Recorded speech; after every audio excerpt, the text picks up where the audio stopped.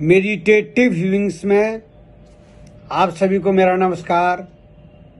कैसे हैं आप? आज हम आपके समक्ष लाए हैं अध्यात्म तत्व का एक नया अध्याय, ब्रह्म एज ए कैटलिस्ट। ब्रह्म परमात्मा एक उत्प्रेरक के रूप में है। तो आइए हम आपके साथ अपने अनुभव को हम शेयर करते हैं। केमिस्ट्री में आप पढ़े होंगे, एक पदार्थ होता है कैटलिस्ट होता है, उत्प्रेरक। वह केमिकल रिएक्शन में मात्र अपनी उपस्थिति मात्र से उसको क्रिया को तेजी ला देता है। उसको मात्र उसकी उपस्थिति मात्र से, वह इसमें रिएक्शन में भाग नहीं लेता है, कुछ नहीं रहता है। मात्र उसकी उपस्थिति से ही रिएक्शन में, क्रिया में गति आ जाती है।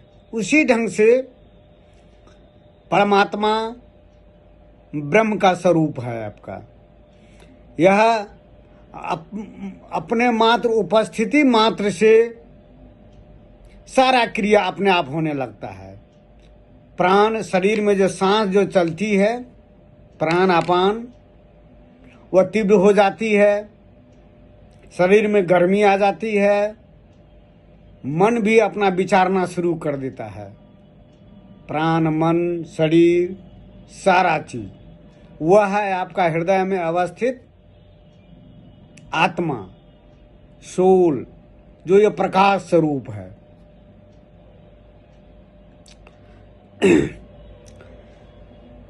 तो ब्रह्म जो है,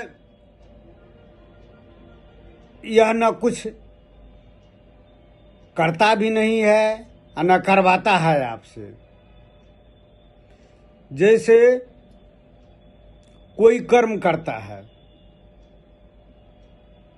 अच्छा कर्म चाहे बुरा कर्म, तो ब्रह्म जो है मात्र उपस्थित रहता है और मन अपने स्वभाव बस जो जिस प्रकृति का है, जो जिस संस्कार से पला हुआ है, उसी संस्कार से वो कोई अच्छा कर्म करता है। अगर गलत संस्कार है तो गलत काम करता है। एंटी सोशल एक्टिविटीज हुआ, चोरी हुआ, डकैती हुआ, हत्या करना हुआ, किसी का अपमानित करना हुआ। तो ब्रह्म ज्ञान के बाद, आत्मज्ञान के बाद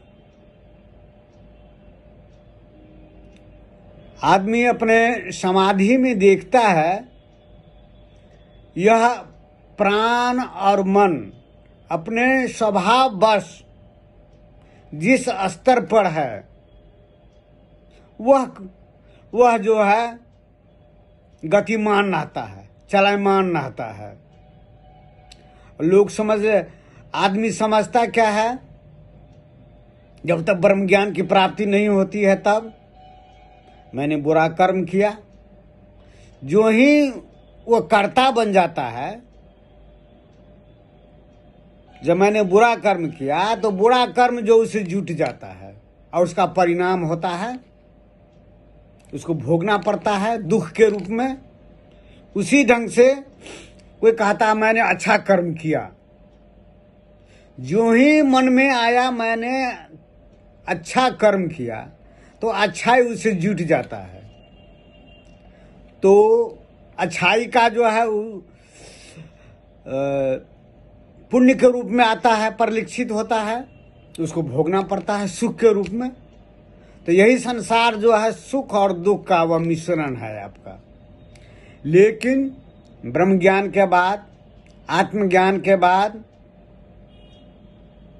जिसको सल्वेशन कहते हैं, निर्वाण कहते हैं, आवागमन से मुक्ति कहते हैं, उस अवस्था को प्राप्त होने पर देखता है मैं तो शांत हूँ, मैं तो खाली दृष्टा हूँ, मैं मात्र उपस्थित हूँ और सारा कर्म मेरे इर्द गिर्द हो रहा है। न मैं पाप में भागी हूँ, न पुण्य में भागी हूँ, कोई कर्म में नहीं, मैं संलिप्त नहीं हूँ। तो मैं कौन हूँ? तो मैं जो प्रकाश स्वरूप आत्मा हूँ, वह खाली मैं दृष्टा हूँ, एक कैटलिस्ट के रूप में।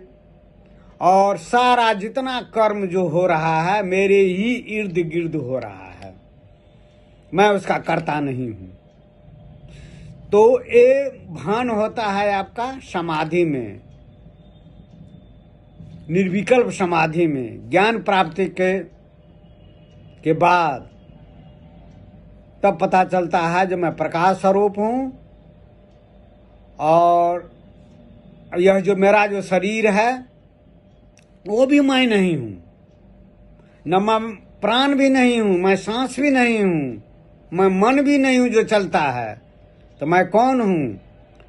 मैं अति सूक्ष्म, अडोल, निष्कंप,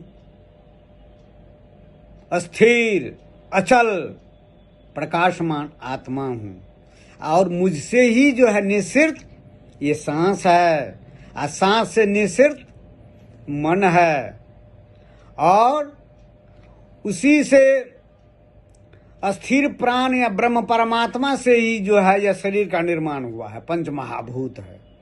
और सब अपने अपने गुण धर्म के अनुसार वह सब कर्म करता है। जैसे पंच महाभूत में देख लीजिए, वायु है, अग्नि है, जल है, जल का गुण अलग है, वायु का गुण अलग है, अग्नि का गुण अलग है, पृथ्वी का गुण अलग है, आकाश का गुण अलग है, सबका गुण अलग अलग है। अपने अपने गुण स्वभाव के अनुसार से वह चलयमान रहता है, गतिमान रहता है। और आत्मा सिर्फ देखता रहता है, अस्थिर रहता है, और मात्र उसकी उपस्थिति मात्र से ही सब कर्म होता रहता है अपने आप।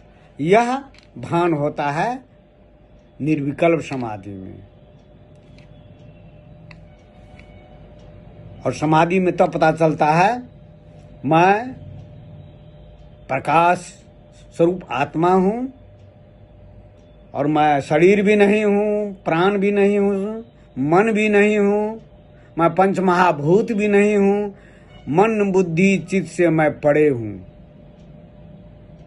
आत्मा हूँ, प्रकाश स्वरूप हूँ, और जो एक कैटलिस्ट है वो।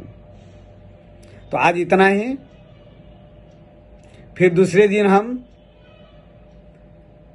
नया अध्याय को लेकर के आएंगे। तब तक नमस्कार, धन्यवाद।